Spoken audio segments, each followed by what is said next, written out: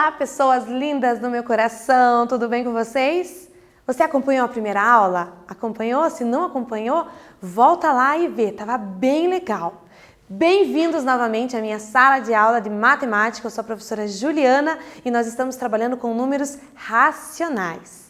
Eu só quero, antes de começar, dar um lembrete para você, que você precisa baixar o aplicativo da Aula Paraná no seu celular para poder acompanhar e receber todo o material ali. Se você tiver alguma dúvida sobre como baixar, sobre acesso, fale com o seu professor que ele vai te orientar, ok? Tudo pronto? Papel, caneta, lápis na mão? Vamos para a aula então? Animado? Eu estou! Vamos lá! O que nós trabalhamos na última aula? Vamos dar uma recapitulada. Nós trabalhamos o conjunto dos números racionais, vimos o que é, a representação desses números na reta numérica, que é coisa só para os fortes, e a comparação entre esses números, quem é maior e quem é menor. Porque quando se trata de fração, é um pouco mais delicada essa comparação, ok? E hoje, professor, o que nós vamos trabalhar hoje? Nós vamos ver um pouquinho de algumas operações com os racionais. Adição, subtração e multiplicação com esses racionais, ok? Respira fundo e vamos lá. Primeiro, vamos começar com a fração. No 7º ano, vocês trabalharam muito fração, então vamos retomar isso, ok? Então, vamos trabalhar os números racionais na forma fracionária. Então, eu tenho a fração onde o denominador pode ser o mesmo, que a gente adora essa porque é muito mais fácil, e tem aquela fração cujo denominador é diferente. Então, são duas formas de você resolver. A primeira, para somarmos ou subtrairmos, as duas contas estão juntas aqui, tá? Frações de mesmo denominador é muito fácil. O que nós fazemos? Mantemos o denominador e somamos ou subtraímos, se for uma continha de menos, os numeradores. Lembra que denominador é o carinha de baixo, numerador é o carinha de cima, ok? Então, olha o exemplo aqui, ó. Menos 34 onzeavos, menos o menos 1 onzeavos, ok? Então, aqui nós temos a regrinha de sinal, porque se 1 onzeavos tem dois sinais aqui, ó. Então, menos com menos dá mais. Ou se você pensar, o oposto do menos 1 onzeavos é o mais 1 onzeavos, ok? Tem várias formas que você pode pensar para resolver. Beleza, cheguei nisso aqui. O denominador é o mesmo, ó, 11, 11. O que você faz com esse 11? Nada, você repete. Ficou fácil, né? Repete o 11 e faz a continha com os de cima, ó. Menos 34 com mais 1, devo 34, tenho 1, pago esse 1, fico devendo apenas 33, devendo. Menos 33 onzeavos.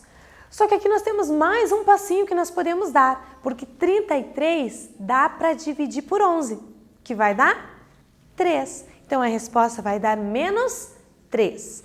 Professora, se não desse para dividir? Se não desse para dividir, você não dividia, ok? Às vezes dá para simplificar, onde os dois números são múltiplos de algum. Então, a gente divide, mas ainda continua a fração daí, ok? Então, nem sempre a resposta vai dar inteira, tá bom? Pode dar fração. Segundo caso. O segundo caso é quando os denominadores são diferentes, ou seja, aquele carinha que está embaixo da fração é diferente. Então, daí nós temos todo um processo que nós precisamos seguir, ó. Para somarmos ou subtrairmos frações com denominadores diferentes, devemos obter frações equivalentes às frações dadas, de mesmo denominador. O que é uma fração equivalente, professora? É uma fração que vale, ó a palavra, equivalente, que vale a mesma quantidade, mas ela é representada por números diferentes. Então, 1/2 é equivalente a 2/4. Mudou completamente, né? 1 sobre 2, 2 sobre 4. Mas elas valem a mesma quantidade. As duas valem 0,5, representadas por números diferentes, ok? Vamos caminhar um pouquinho então. Olha lá, temos o exercício 1, ok? Vamos ver como é que a gente faz, lá da Prova Brasil. Eu vou ler com vocês, dou uma explicada e dou um tempo para você copiar, se você quiser, e resolver, que esse é bem importante, tá bom? A estrada que liga Recife a Caruaru será recuperada em 3 etapas. Na primeira etapa, será recuperada 1/6 da estrada. Divide a estrada inteira em 6. Eles vão recuperar apenas uma dessas partes. E na segunda etapa, 1/4 da estrada. Divide em 4, vai recuperar uma. Uma fração que corresponde à terceira etapa é, ou seja, todo o resto. Quanto que representa em fração? Lembrando que quando se fala em fração, o total é o inteiro. O total representa 1, ok? Então eu vou dar um tempo para você pensar e a gente já volta.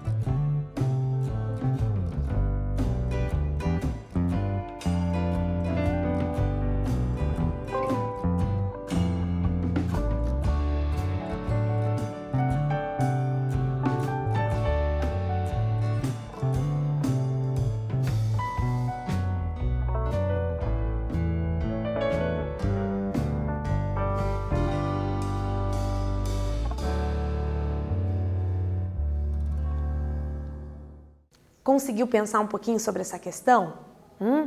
Eles vão recuperar 1/6 da estrada, depois 1/4 e falta mais um pedaço. Então o que eu preciso fazer? Eu preciso juntar essa parte que eles já recuperaram para determinar o quanto falta, para finalizar, certo? Juntar em matemática é uma conta. Que conta que é juntar? Muito bem, é a continha de mais. Então, olha aqui, ó, nós vamos adicionar. Adicionar é uma conta de mais. As 2 primeiras etapas que nós sabemos o número, nós sabemos qual que é o valor, o quanto que ela foi recuperada, ok? Para daí determinarmos a última parte. Então, ó, somando 1/6 com 1/4. E aqui que está o nosso pequeno problema que nós já vamos resolver. 1/6 mais 1/4. Denominadores diferentes. Então, eu não posso ficar adicionando, comparando coisas diferentes, certo? Eu posso dar uma prova para vocês fazerem e para o 7º ano a mesma prova e comparar?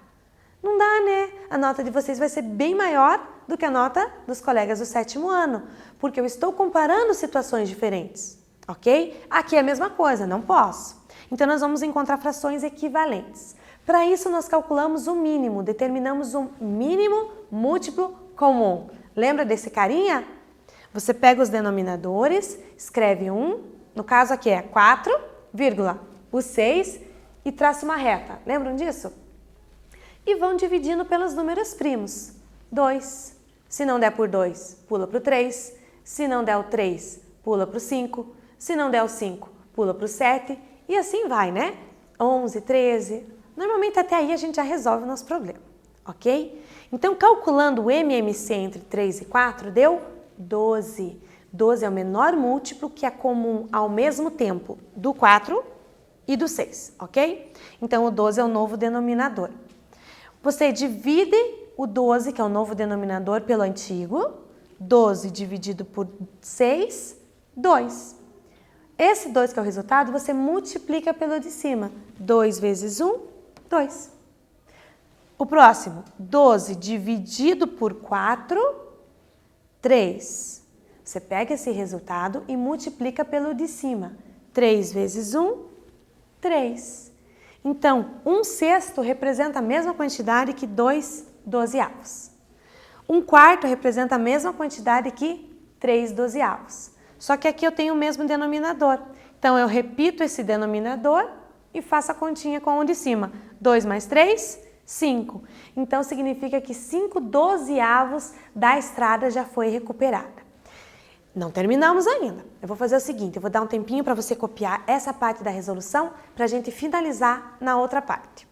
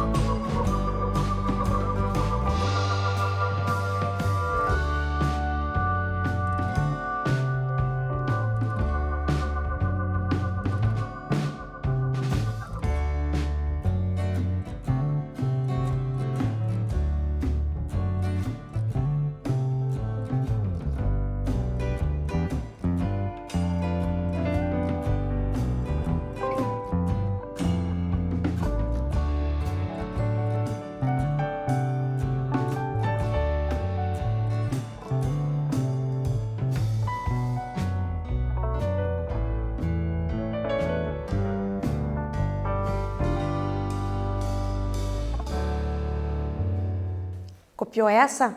Muito bem, então vamos finalizar. Nós sabemos que a estrada já foi recuperada 5 dozeavos, mas ele quer saber a terceira etapa, a parte que ainda falta.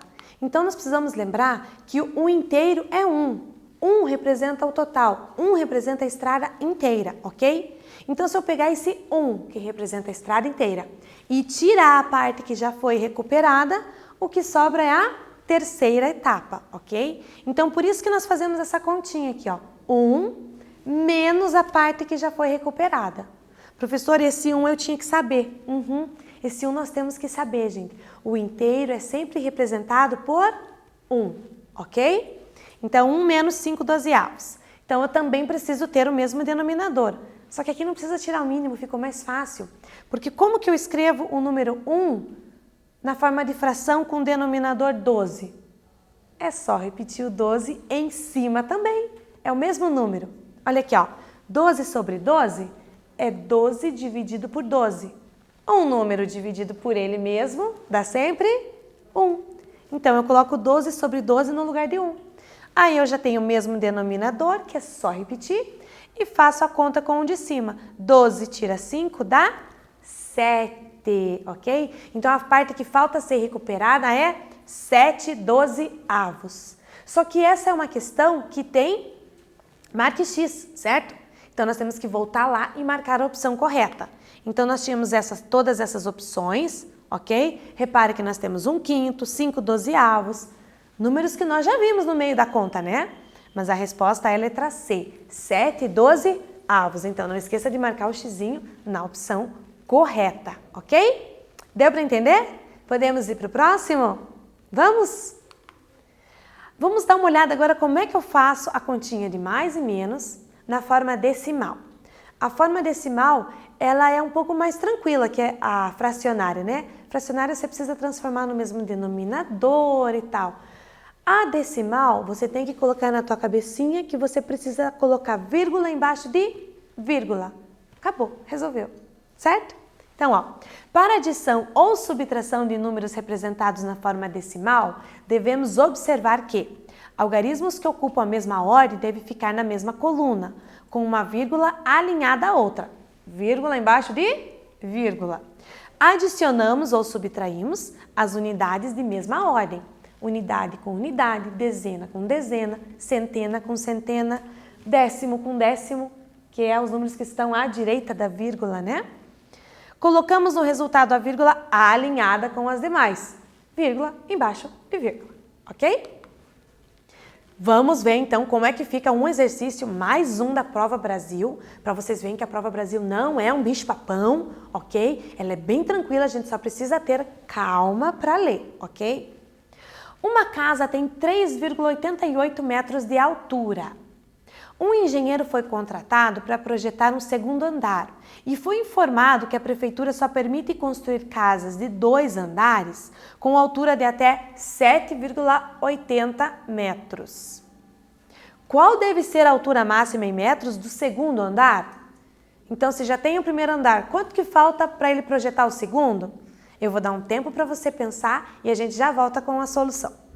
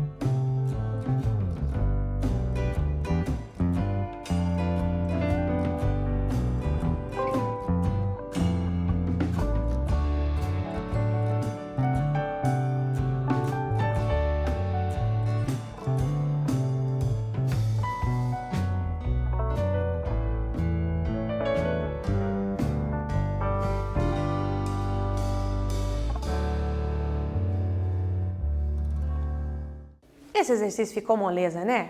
A casa tem 3,88 metros. Não pode passar de 7,80. Então, o quanto falta para chegar em 7,80 é a altura que o engenheiro vai ter que trabalhar no segundo andar.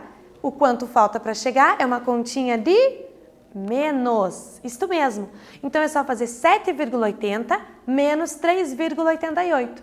Vírgula embaixo de vírgula, ok? Então, ó, não posso tirar o 8 de 0, empresta, fica 10. 10 menos 8, 2. O 8 eu emprestei, virou 7, né? 7 tira 8? Também não dá. Então, empresta do vizinho, empresta do 7. Então, virou 17. 8 para chegar no 17, 9. E aqui era 7, emprestei 1, ficou 6. 6 menos 3, 3. E a vírgula ficou embaixo da vírgula. Então, ele tem 3,92 metros para projetar o segundo andar, ok? Então, resposta certa, a letra A. Tem que marcar o xizinho lá, tá bom? Essa é a opção correta. Essa ficou fácil, né? Eu acho que essa foi tranquila. Agora vamos para as frações. Como que eu faço a multiplicação? Gente, fração só é chatinho continhas de mais e menos. Continhas de vezes e dividir é moleza, é tudo direto. Quer ver? Quer ver não, né? Quer lembrar, porque você já viu isso.